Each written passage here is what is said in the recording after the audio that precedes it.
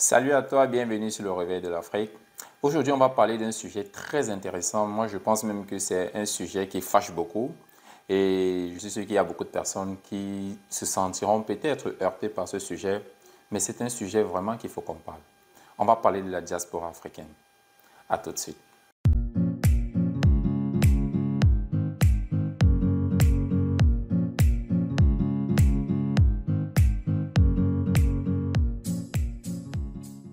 Salut à toi, bienvenue sur le Réveil de l'Afrique. Je suis Olivier Dongué. Ici, je parle à tous les Africains et à toi en particulier, car je suis convaincu que l'Afrique a absolument besoin de toi pour faire rayonner sa splendeur. Aujourd'hui, comme je le disais, on va parler de la diaspora. Et on va parler en fait des erreurs que la diaspora africaine fait qui vraiment freinent l'évolution de l'Afrique, qui retardent encore l'Afrique sur un certain plan. La première erreur que personnellement ça me dérange beaucoup, c'est le relais des informations toxiques et inutiles. Oui, tu as bien compris, le relais des informations toxiques et inutiles. C'est vrai, les réseaux sociaux ont bondé le monde et c'est tout le monde peut-être qui est là, tout le monde veut être à la une, en fait tout le monde veut être à la page. Ceci dit que lorsqu'il y a une petite chose, je ne sais pas que ce soit si grave ou pas, on est là pour publier, on est là pour envoyer dans le monde, on est là pour envoyer à nos familles, on est là pour envoyer à nos proches. Et psychologiquement, vous ne savez pas ce que cela entraîne chez eux. Parce qu'à chaque information, ou alors à chaque vidéo, à chaque post, à chaque buzz, comme on aime souvent le dire, qu'on publie, ça a toujours de l'impact psychologique. Ça a quelque chose que ça vient toujours heurter la tête de nos frères. Et ça fait en sorte que en Afrique, on va toujours, on fait tout en fait pour nous maintenir dans cette sphère-là du passé, pour nous maintenir dans toutes les difficultés que rencontre le monde.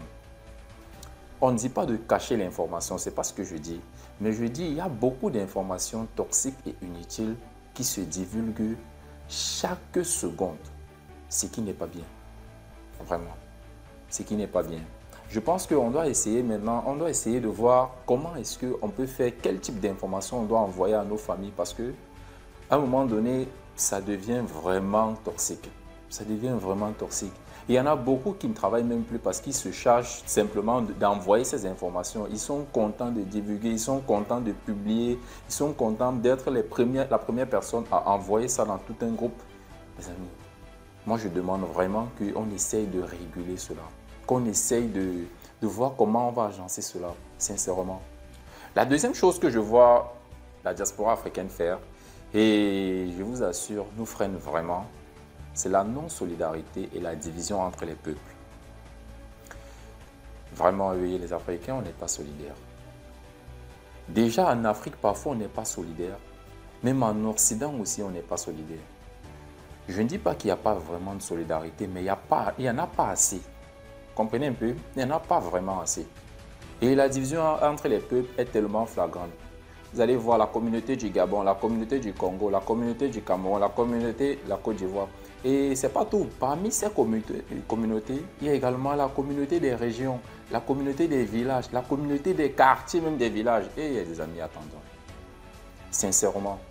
C'est vrai, c'est bien de rester en famille, c'est bien de garder nos cultures, c'est bien de conserver nos cultures. Mais c'est aussi bien de s'ouvrir au monde.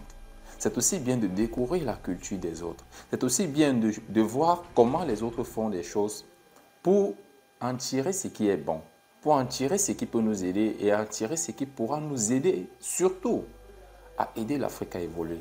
Je pense que si tu as quitté ton pays, si tu as quitté l'Afrique pour l'aventure à l'extérieur, je pense que c'est parce qu'il y avait beaucoup de choses auxquelles tu voulais découvrir et que tu aimerais changer.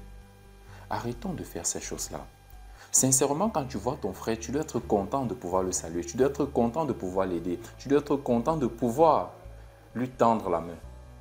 Sincèrement, nous les Africains, en fait, c'est un cri vraiment que je fais pour qu'on se tienne main par la main, pour qu'on soit vraiment solidaires, pour qu'on puisse vraiment conduire nos pays, nos familles, notre continent là où elle devrait. Et je pense qu'ensemble, on peut le faire. La troisième erreur que je vois beaucoup d'Africains de la diaspora commettre, c'est la zone de confort économique. Oui, je sais, il y en a pour beaucoup.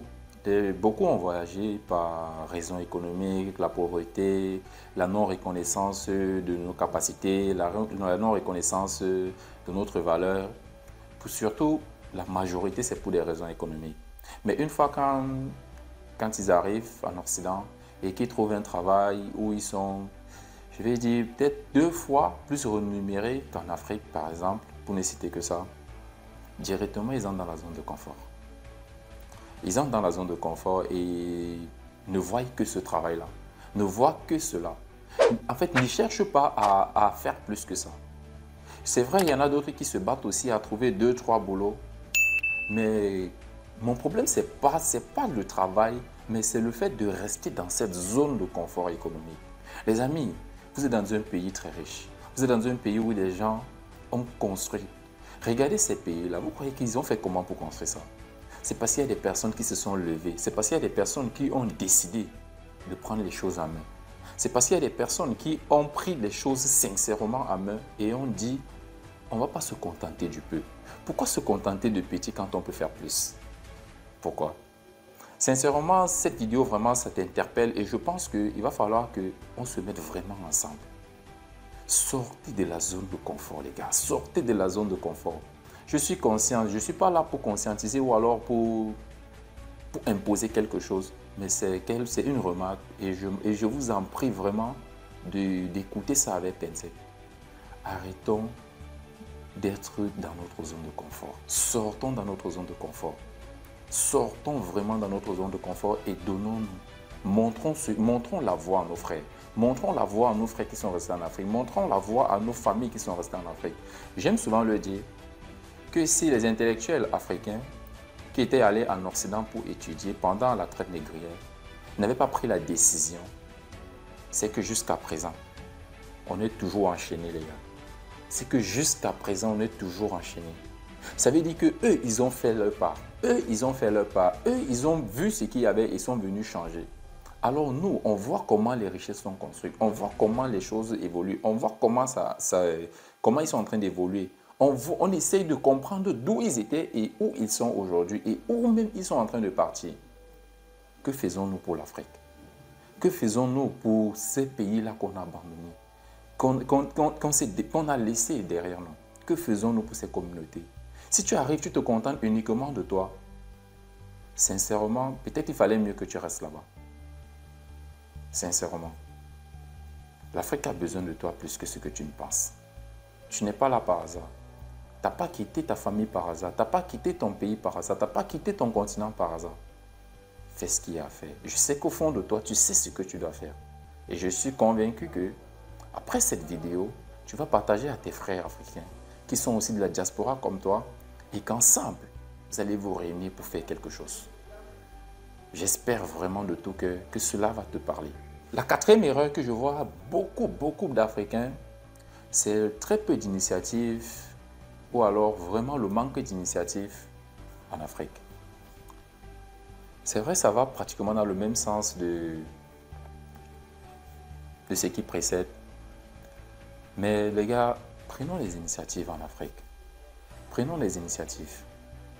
Faisons quelque chose. Commençons à faire quelque chose. Faire quelque chose ne veut pas dire donner de l'argent aux gens, non. Ça ne marche pas. Et ça n'a jamais marché et ça ne va jamais marcher. Parce qu'une fois qu'on le fait, ils se disent que l'argent pousse sur les arbres ici et qu'il suffit simplement qu'ils appellent et on va régler le problème, non. Mais vraiment, faites des initiatives. Prenez les initiatives. Prenez votre vie en main. Prenez votre destin en main. Prenez même la vie de tout votre quartier, de toute votre ville, de tout votre pays en main. Et je suis sûr que vous pourrez faire quelque chose. Commencez les initiatives en Afrique. Commencez les initiatives en Afrique. Ne vous arrêtez pas. Ne vous arrêtez pas et commencez. Ou alors, l'une des choses qui fait en sorte que la diaspora africaine freine beaucoup l'Afrique, c'est que pour très peu qui se lancent dans des projets, le font sans formation. Le font, se disent qu'on maîtrise ou alors essayent de regarder juste les formations gratuites. Les amis, ça ne marche pas. Si tu veux faire quelque chose, tu dois te former. Te former veut dire dépenser. Que ça te plaise ou pas, c'est comme ça. Te former veut dire dépenser. Parce que le travail que tu occupes aujourd'hui, Tu as fait peut-être 3 à 4 ans d'études par rapport à cela. Et essaie un peu d'évaluer tout ce que tu as dépensé pour acquérir cette connaissance-là, pour acquérir ce savoir. Et en combien de temps? Maintenant, on te dit, dépense telle chose, dépense tel montant pour acquérir telle connaissance avant de te lancer dans un projet qui te tient vraiment à cœur et que tu sais que ça va te rapporter. Pourquoi tu ne veux pas le faire? Pourquoi tu penses que tout est gratuit et tout est accessible? C'est vrai, avec l'explosion d'Internet et des réseaux sociaux, c'est possible d'acquérir certaines informations. Mais vraiment, si tu vas aller très loin, il va falloir que tu sois un expert. Il va falloir que tu te donnes vraiment.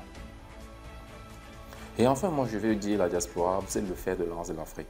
L'Afrique compte vraiment sur nous. Et vraiment, quand je dis nous, c'est moi y compris. Je pense qu'il est temps qu'on commence à faire quelque chose pour notre continent. Il est temps qu'on commence à faire quelque chose pour notre pays, pour notre ville et même pour nos villages. C'est important. Tout ce qui a été cité plus haut, prends-les vraiment à cœur. Partage cette vidéo à des personnes que tu connais de la diaspora comme toi, qui peut-être sont déjà conscients de ce que c'est que l'Afrique et de comment et de notre mission en tant qu'Africains à l'extérieur. C'est très important. Je pense que si vraiment on est conscient de cela, l'Afrique va plus évoluer que ça. Avant, on avait des chaînes, on était en esclavage. Les gens sont partis, ils ont vu ce qu'ils devaient voir, ils sont venus libérer l'Afrique. Maintenant, nous aussi, on est partis. Rentrons libérer l'Afrique. Rentrons libérer l'Afrique. Quand je dis rentrons, ce n'est pas dire rentrer vraiment, ou alors déménager, non. Mais c'est vraiment de libérer l'Afrique. Faisons ce qu'il y a à faire, mais aidons l'Afrique à évoluer. Il faudrait que ta vie ait de l'impact. Il faudrait que ton déplacement à l'extérieur ait de l'impact sur ce que tu as laissé derrière toi. Merci. Olivier Dongui pour vous servir. On se voit très bientôt.